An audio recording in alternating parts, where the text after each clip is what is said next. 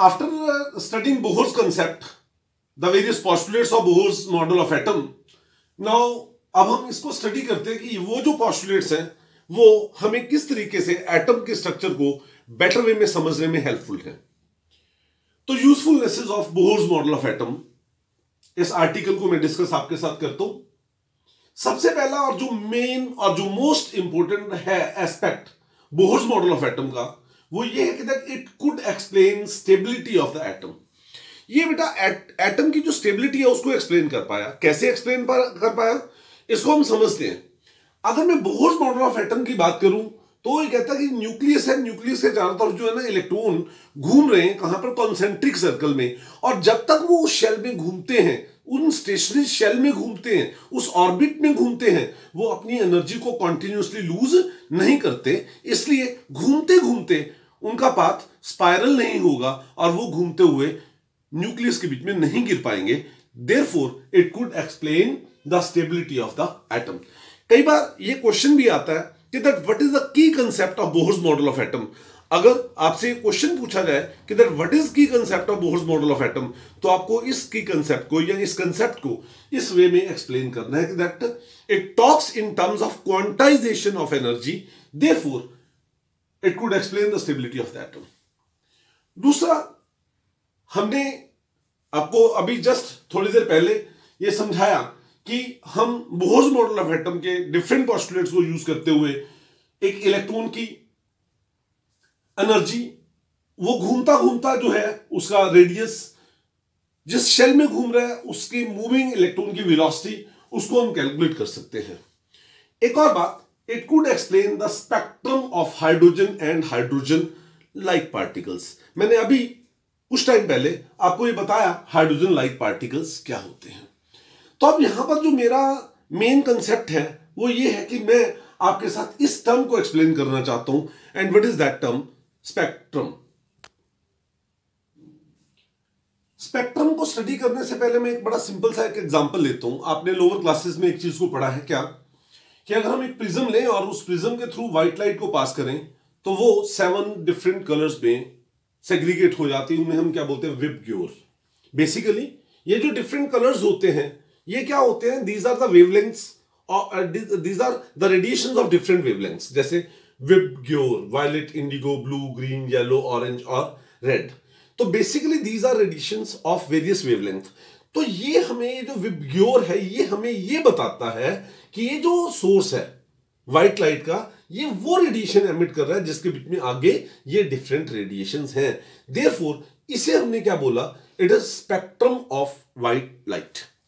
तो in general अगर मैं स्पेक्ट्रम की बात करूं तो मैं कहूंगा भी spectrum is nothing else but it is the arrangement of the radiations of a beam. Arrangement of radiation of a beam. एक बीम आ रही है, उसकी उसमें जितनी भी रेडिएशन है उनका अरेंजमेंट है। कैसे? अकॉर्डिंग टू देयर वेवलेंथ, उनकी वेवलेंथ के अकॉर्डिंगली। वो इंक्रीजिंग ऑर्डर भी हो सकता है, डिक्रीजिंग ऑर्डर भी हो सकता है, किसी भी ऑर्डर में। ये जो अगर मैं उसका एक परमानेंट पैटर्न ले लूं, एक उसकी फिल्म खींच लूं, फोटो खींच लूं, तो फिर उसको हम क्या बोलते हैं? स्पेक्ट्रोग्राफ। क्या उसे बोलते हैं? स्पेक्ट्रोग्राफ या सिंपल स्पेक्ट्रम। अब ये स्पेक्ट्रा जो होता है बेसिकली 2 टाइप का होता है, और वो 2 टाइप का कौन कौन सा होता है? पहला क्या है? एमिशन स्पेक्ट्रा और एक एब्जॉर्प्शन स्पेक्ट्रा। सीबीएसई के सिलेबस के लिए आपको इसकी बहुत ज्यादा डिटेल केमिस्ट्री में नहीं है, लेकिन इसका एक फंडामेंटल बेसिक आइडिया आपको जरूर होना चाहिए। तो मैं बिल्कुल वही उतना फंडामेंटल आइडिया ही आपको दे रहा हूं। तो एमिशन स्पेक्ट्रम, जब मैं बात करता हूं एमिशन स्पेक्ट्रम, तो मैं बात करता हूं कि emission spectrum is nothing else but it is a record of those radiations which are emitted by a source. जैसे यहां पे व्हाइट लाइट जो है ना, जो रेडिएशन एमिट कर रही थी उसका हमें पता लगा वो 7 कलर से है। तो इट इज इसका मतलब ये हुआ कि that it is emission spectrum of this source which is emitting white light.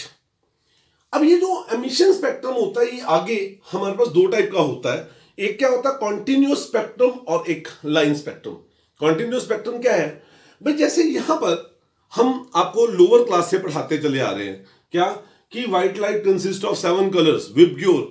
लेकिन आप सभी ने विबग्योर तो देखा है, लेकिन आपने 7 डिस्क्रीट कलर्स किसी ने भी नहीं देखे होंगे। आप हार्डली 3 या 4 कलर्स देखते हो इसके बीच में। असल में क्यों है, ऐसा क्यों है? बिकॉज ये जो डिफरेंट रेडिएशन है ना, violet, indigo, blue, green, yellow, orange और रेड, इनकी वेवलेंथ इतनी आपस में नजदीक है कि वो एक दूसरे के ऊपर ओवरलैप कर जाती हैं और हमें अलग अलग लाइन मिलने की बजाय क्या मिलता है, एक कॉन्टिन्यूस पैटर्न मिल जाता है। इस टाइप के स्पेक्ट्रम को हम क्या बोलते हैं, कॉन्टिन्यूस स्पेक्ट्रम। दूसरा आपके पास क्या है, लाइन स्पेक्ट्रम। जब हम एक पर्टिकुलर लाइन, स्पेक्ट्रम की एक पर्टिकुलर लाइन के ऊपर अपने आप को कंसंट्रेट करते हैं और उसको देखते हैं। फॉर एग्जांपल, हमने एक नॉर्मल बर्नर लिया और उस बर्नर के बीच में हमने सोडियम क्लोराइड रखा।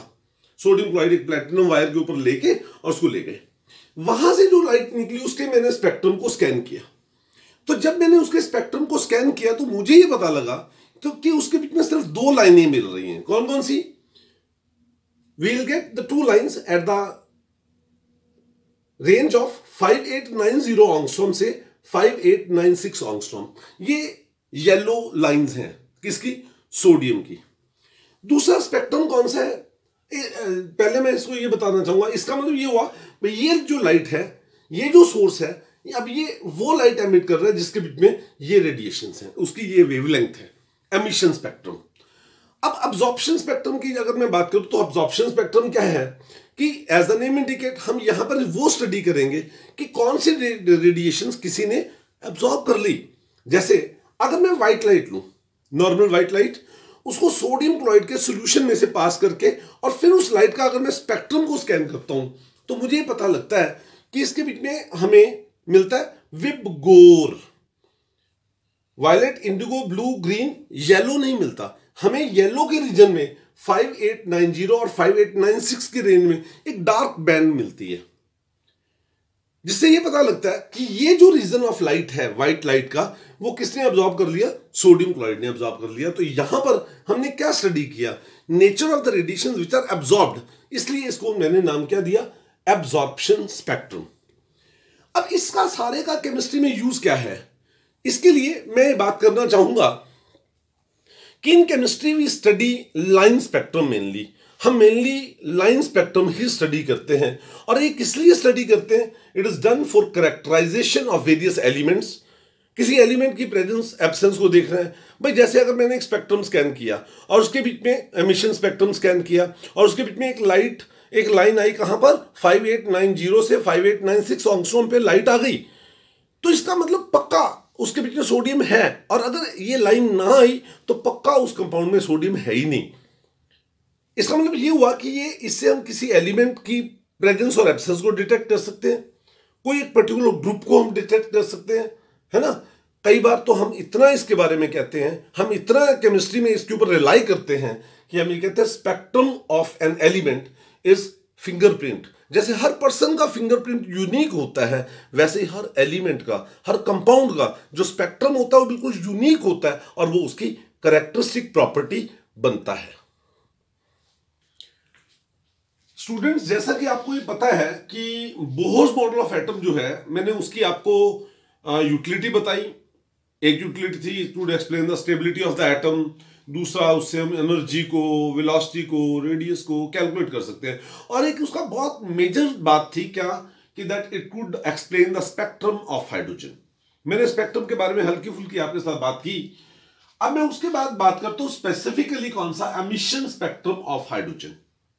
इसको मैं थोड़ा सा मैं चाहता हूं कि इस आर्टिकल को आप बहुत ध्यान से समझें, बहुत ही ध्यान से समझें, बिकॉज इसके ऊपर सारा जो है ना आगे केमिस्ट्री का काफी बेसिक कंसेप्ट्स इसके ऊपर टिके हुए हैं।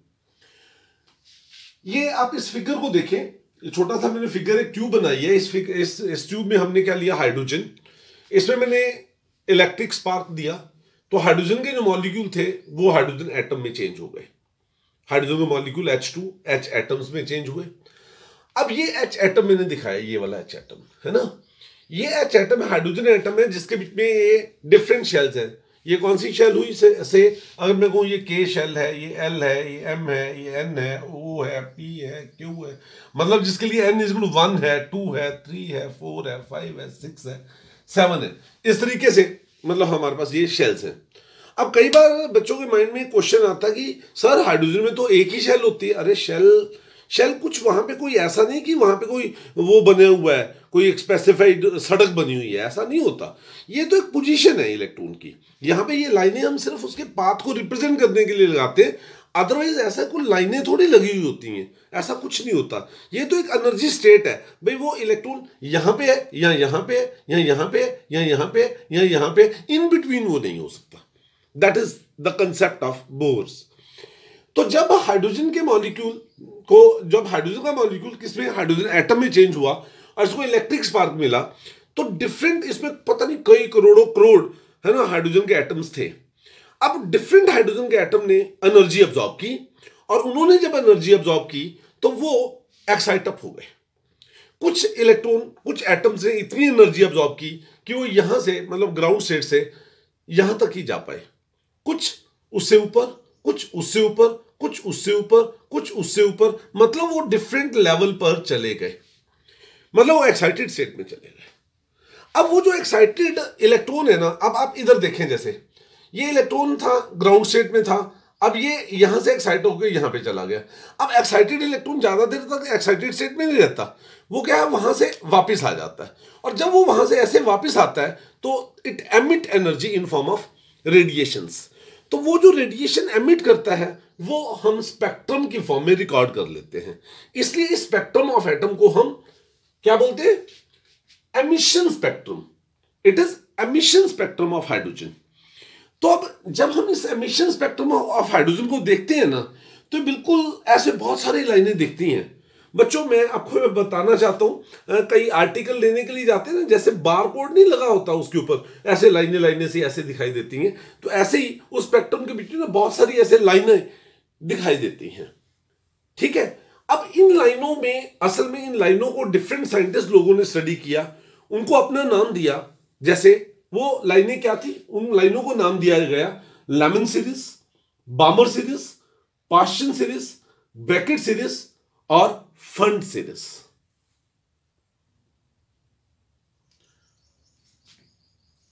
इस बात को अगर हमें बोहर्स कंसेप्ट के में समझना हो तो हम ये कहते हैं कि जब हम हाइड्रोजन के स्पेक्ट्रम को स्कैन करते हैं, when the spectrum of hydrogen is scanned, तो वी गिव एनर्जी, हम उसको एनर्जी देते हैं, और उस एनर्जी से hydrogen molecules breakup into hydrogen atoms.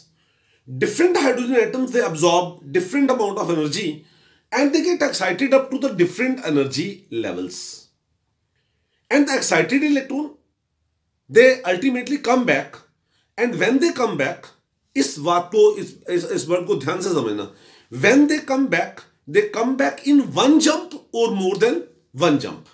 Means ऐसा नहीं है कि यहां से कोई इलेक्ट्रॉन सीधा ही वापस आएगा, सीधा भी आ सकता है, यहां से यहां पे आके फिर आ सकता है, यहां से यहां पे आएगा फिर इधर आ सकता है, यहां से इधर आएगा फिर इधर आ सकता है, यहां से सीधा इधर आ सकता है। मतलब जितनी भी पॉसिबिलिटीज हैं वो उस तरीके से आ सकता है। जैसे एक, मान लीजिए कि सीढ़ियों से एक गेंद फेंकी जाए, एक बॉल फेंकी जाए, तो ऊपर से जब वो बॉल आएगी, ऐसा नहीं कि मतलब एक एक स्टेप करेगी, हो सकता है वो एक स्टेप पे आ जाए, हो सकता है 3 स्टेप पे आ जाए, हो सकता है 4 स्टेप पे आ जाए, ऐसे मतलब जैसे वो इस तरीके से, आप इसको ऐसे इमेजिन करो कि एक सीढ़ियां हैं, चौड़ी सी सीढ़ियां हैं, और उसके ऊपर काफी सारी बॉल्स पड़ी हुई हैं, और वो बॉल ऊपर से हमने उसको नीचे फेंक दिया। कोई बॉल सीधा नीचे आ गई, कोई बॉल एक जंप लेके नीचे आई, कोई 3 जंप लेके नीचे आई, कोई 10 जंप लेके नीचे आई, इस तरीके से वो आना शुरू हुआ। तो हर एक वो जो जंप है उससे एक लाइन मिलती है, स्पेक्ट्रम में एक लाइन आती है, इसलिए हमें बहुत सारी लाइनें मिलती हैं इन हाइड्रोजन स्पेक्ट्रम। अब ऐसा कि लेमन सीरीज वो रेडिएशंस हैं कि जब इलेक्ट्रॉन ऊपर से किसी भी लेवल से कहां पर आता है, ग्राउंड स्टेट पे, मतलब n=1 पे आता है। कहने का मतलब यू हुआ कि इलेक्ट्रॉन, ये n=1 हो गया, ग्राउंड स्टेट पहले वाली स्टेट क्या होगी, 1 हो गई। ऊपर से इलेक्ट्रॉन कहां से आ सकता है, सेकंड से आ सकता है, थर्ड से आ सकता है, फोर्थ से आ सकता है, फिफ्थ से आ सकता है, 6 से आ सकता है, 7 से 8 अप टू इन्फिनिटी, कहीं से भी आ सकता है। अगर मैं बामर सीरीज की बात करूं तो उसके लिए n1 क्या हो गया, 2, और n2 क्या हुआ, 3 4 5 6। पाश्चन सीरीज की बात करूं तो n1 क्या हुआ, 3, n2 क्या हुआ, 4 5 6 7, लाइक दैट। ब्रैकेट सीरीज में n1 क्या हुआ, 4, और n2 क्या हुआ, 5 6 7 8। 9, 10 अप टू इंफिनिटी। फंड सीरीज में N1 क्या हुआ 5 और N2 क्या हुआ 6, 7, 8, 9, कोई भी अप टू इंफिनिटी कुछ भी हो सकता है क्योंकि ये रेडिएशन है। लेमन सीरीज जो कि रेडिएशन है उनकी एनर्जी ज्यादा होती है और वो सारे radiation that falls in UV मतलब अल्ट्रा वायलेट रीजन, ये मैंने आपको इससे पहले लेक्चर में बताया भी था। बामर सीरीज थोड़ी कम एनर्जी का होता है, ये विजिबल रीजन है, ये हमें दिखाई देता है, विजिबल रीजन में फॉल करता है। पास्चन ब्रैकेट फंड सीरीज ये सभी के सभी जो है ये IR रीजन में, IR मतलब इंफ्रारेड रीजन में फॉल करते हैं। काफी कॉम्प्लिकेटेड सिस्टम है ये, लेकिन इस कॉम्प्लिकेटेड सिस्टम में अगर कोई कहे भाई एक इलेक्ट्रॉन यहां से यहां पे आया या यहां से यहां पे आया, यहां से यहां पे आया, कहीं से भी कोई भी ऐसा कोई भी सीक्वेंस दे दे, तो उस सीक्वेंस में अगर कोई आपसे पूछता है कि उसकी एनर्जी क्या होगी, उसका वेवलेंथ क्या होगा, तो एनर्जी को, वेवलेंथ को, है ना, फ्रीक्वेंसी को, किसी भी चीज को कैलकुलेट करने के लिए एक सिंप्लीफाइड फॉर्मूला दिया किसने, रिडबर्ग ने, और उस फॉर्मूला का नाम क्या है, रिडबर्ग्स फॉर्मूला। मैं उस फॉर्मूला को आपके साथ डिस्क्राइब करता हूं, डिस्कस करता हूं बेटा, डिटेल में डिस्कस करता हूं। सुनिए, ये फॉर्मूला क्या है आपके पास, न्यू बार। आपको पता है न्यू बार क्या है, nu bar is wave number, जो बेसिकली क्या होता है 1/λ is equal to R. R ये कांस्टेंट है जिसको बोलते हैं रिडबर्ग्स कांस्टेंट। रिडबर्ग्स कांस्टेंट की वैल्यू होती है 109,677 सेंटीमीटर इनवर्स, या इसकी वैल्यू मीटर्स में अगर लेनी है आपको ये वैल्यू ज्यादा यूज करनी होगी, बिकॉज आपके पास आमतौर पे मीटर्स में आंसर, या सी की वैल्यू आप आमतौर पे मीटर्स में यूज करते हो 3 × 10⁸ मीटर पर सेकेंड। तो R इज इक्वल टू 10967 × 10⁷ पर मीटर, इसको आप अप्रोक्सीमेटली 1.1 × 10⁷ मीटर्स पर मीटर ले सकते हो। और ये फॉर्मूला क्या है, nu bar is equal 1/λ is equal to R into 1/N1 square minus 1/N2 square into Z square. N1 क्या है कि इलेक्ट्रॉन कहां पर आया, और N2 क्या है इलेक्ट्रॉन कहां से आया, ठीक है। And what is this Z, Z क्या है, it is atomic number of hydrogen and hydrogen like particle. जैसे कल मैंने आपको बताया था जेड की वैल्यू हाइड्रोजन के लिए क्या होगी 1, He प्लस के लिए क्या होगी 2, Li2 प्लस के लिए क्या होगी 3। इस बात को स्टडी करने के लिए ना मैं एक एग्जांपल लेता हूं। जैसे मैं कहता हूं an electron jump from n is to 5 मतलब 5th level two 2nd energy level, मतलब वो 5th लेवल से 2nd लेवल तक ऊपर से नीचे आया, तो वो जो रेडिएशन होगी उसकी वेवलेंथ क्या होगी, उसका फ्रीक्वेंसी क्या होगा, उसकी एनर्जी क्या होगी। तो इसको कैलकुलेट करने के लिए हम ये सीधा फॉर्मूला यूज करेंगे। क्या फॉर्मूला है, Rydberg's formula, nu bar is equal to 1/λ is equal to R into 1/N1 square minus 1/N2 square into Z square. बच्चों आप यहां से ध्यान से देखो, ये क्या आएगा 1/λ इज इक्वल टू किसके बराबर, 1/λ इज इक्वल टू 1.1 इंटू 10⁷ पर मीटर है ना, ये पर मीटर, ठीक है, इंटू 1/ माइनस 1/, वो कहां से आया 5th से आया। N2 क्या हो गया 5 स्क्वायर, और कहां पे आया 2nd पे आया 2 स्क्वायर, तो उसका मतलब क्या आएगा 1.1 into 10⁷ metre inverse into 1/4 minus 1/25। इसको सिंप्लीफाई करें तो ये क्या आएगा, मीन्स 100, ये आ गया 25, ये आ गया 4, तो इसका मतलब क्या आएगा, it is 1.1 into 10⁷ metre inverse into 21/100। ये जो वैल्यू आ गई वो किसकी आ गई, 1/λ मतलब न्यू बार की आ गई। तो लैम्डा क्या होगा, इससे उल्टा लैम्डा आप निकाल सकते हो। एनर्जी आपको निकालनी हो तो सीधा फॉर्मूला फिर यूज करेंगे, E is equal to Hc/λ मतलब Hc न्यू बार। बस H की वैल्यू आपको पता है 6.6 इंटू 10⁻34, C की वैल्यू आपको पता है 3 इंटू 10⁸ मीटर्स पर सेकेंड, और न्यू बार आपने यहां से निकाल लिया, सीधा इसकी वैल्यू लगाओ तो आपको इसकी एनर्जी, वेवलेंथ ऐसे पता लग सकता है। हाइड्रोजन स्पेक्ट्रम के न्यूमेरिकल्स को आगे थोड़ा डिस्कस और करते हैं। किसी और एक दो सिंपल से टाइप के न्यूमेरिकल्स में और आपको करवा रहा हूं, इससे आपको एक बेसिक आइडिया पता लग जाएगा। जैसे कोई अगर आपसे पूछता है कि calculate the energy of first line of Lyman series, या wavelength of first line of Lyman series, दूसरा limiting line of Balmer series, या third line of Paschen series, तो मैं इनको सभी को एक एक करके बात कर रहा हूं। मैं सबसे पहले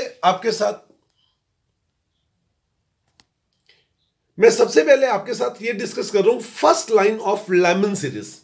देखिए आप ये फिगर देखिए, लेमन सीरीज के लिए N1 क्या है, 1 है, और जो इसकी पहली लाइन आई वो कहां से आई, सेकंड लेवल से आई, तो इसका मतलब N1 इसके लिए 1 हुआ और N2 क्या हो गया इसके लिए 2। इसका मतलब फॉर्मूला लगाया मैंने क्या, 1 by lambda is equal to R into 1 by N1 square मतलब 1 square minus 1 bye N2 square मतलब 2 स्क्वायर। इसको मैंने सिंप्लीफाई करके ये 1 बाय लैम्डा की वैल्यू फाइंड आउट कर ली, जिसको आगे मैं यूज करके E की, लैम्डा की, फ्रीक्वेंसी की वैल्यू फाइंड आउट कर सकता हूं, जो मैंने इससे पहले न्यूमेरिकल्स आपको करवाया बिल्कुल उसी तरीके से। जैसे मैं सेकंड न्यूमेरिकल की बात करूं तो वहां पे मैंने कहा कि calculate the wavelength of limiting line of Balmer series. Limiting मतलब लास्ट लाइन। देखो बच्चे कि बामर सीरीज के लिए N1 क्या है 2 और N2 क्या है लिमिटिंग लाइन। सबसे आखिरी लाइन कहां से आएगी, पहली लाइन तो आई 3 से, दूसरी 4 से, 5 से, तीसरी, चौथी, पांचवी, छठी, सातवीं, आठवीं, और जो आखिरी वाली लाइन है हम ये अज्यूम करते हैं कि वो कहां से आई, इन्फिनिटी से। इसका मतलब N2 उसके लिए क्या हो गया, इन्फिनिटी। तो 1 by lambda is equal to R into 1 by 2 square minus 1 by infinity square. 1 by infinity square 0 होता है, तो बस इसकी वैल्यू को मैंने पुटअप किया तो मेरे पास 1 बाय लैम्डा आ गया। इसी तरीके से अगर मैं इस थर्ड न्यूमेरिकल की बात करता हूं कि calculate the wavelength of third line of Paschen series, तो देखो थर्ड लाइन, आप इस फिगर को देखो भी, पाश्चन सीरीज के लिए N1 क्या है 3 है। पहली लाइन कहां से आई 4 से, दूसरी कहां से आई 5 से, तीसरी कहां से आई 6 से। इसका मतलब ये हुआ कि for Paschen series N1 is equal to 3 और थर्ड इसकी जो लाइन है उसके लिए N2 क्या हो गया 6। मैंने ये सिंपल फॉर्मूला यूज किया, 1 बाय लैम्डा निकल आया, जस्ट वैल्यू R की और इसकी पुटअप करके, तो then we can calculate lambda and E। ये एक्सपेक्ट किया जाता है आप सभी से कि आप इन सभी न्यूमेरिकल्स को सॉल्व करें।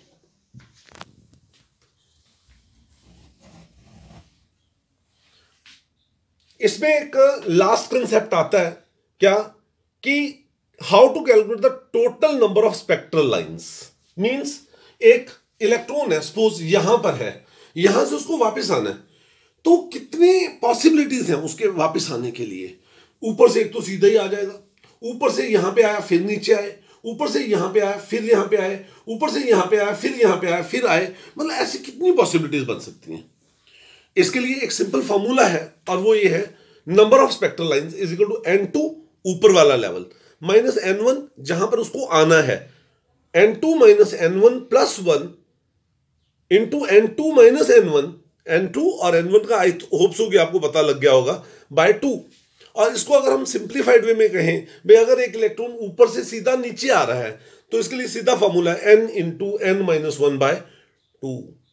जैसे अगर मैं कहूं, ये एनसीईआरटी का क्वेश्चन भी है भाई, an electron jump from 6th level to ground level in case of hydrogen, calculate the total number of spectral lines. तो इसको मतलब 6 यहां से वापस आ रहा है, यहां से है ना, यहां पे आ रहा है, तो क्या हुआ 6 इंटू ये वाला फॉर्मूला यूज कर रहा हूं, 6 into 6 minus 1 by 2 is equal to कितना आ गया 15। तो मींस जब वो यहां से यहां पे आएगा तो यहां से यहां पे नीचे आने के लिए उसके पास 15 पॉसिबिलिटीज हैं, सीधा आ जाए, यहां से इधर आके फिर आए, इधर आके फिर आए। तो इस तरीके से हम ये देखते हैं कि बोहर्स मॉडल ऑफ एटम जो हाइड्रोजन स्पेक्ट्रम को बहुत बढ़िया से एक्सप्लेन करता है। बोहर्स मॉडल ऑफ एटम बहुत बढ़िया मॉडल ऑफ एटम था, बहुत ही बढ़िया मॉडल ऑफ एटम। एटम की स्टेबिलिटी एक्सप्लेन हो गई, सारी बातें हो गई, लेकिन फिर भी इसमें कुछ कमियां थी, तो हम वो स्टडी करने जा रहे हैं। क्या limitations of Bohr's model of atom. सबसे पहली बात तो यह है कि it could not explain 3 dimensional model of atom. देखो बेटे, कोई भी ऑब्जेक्ट जो होता है ना वो 3 डायमेंशनल होता है, लेकिन इसने बोहर ने क्या कहा, atom consist of nucleus around which the electrons revolve in the concentric circular motion, लेकिन असल में वो स्फेरिकल मोशन होती है। दूसरी बात, इससे हम हाइड्रोजन के स्पेक्ट्रम या हाइड्रोजन लाइक पार्टिकल के स्पेक्ट्रम को तो एक्सप्लेन कर पाए, लेकिन ऐसा एटम जिसके बीच में दो या दो से ज्यादा इलेक्ट्रॉन हैं, उनके स्पेक्ट्रम को ये एक्सप्लेन नहीं कर पाया। मतलब it could not explain the spectrum of multi electron system. तीसरी बात, देखो अगर हम स्पेक्ट्रम को स्कैन करें और उसको मैग्नेटिक फील्ड लगा दें, तो एक एक लाइन जो है ना वो 4-4 में 5-5 में डिवाइड हो जाती है, स्प्लिट हो जाती है।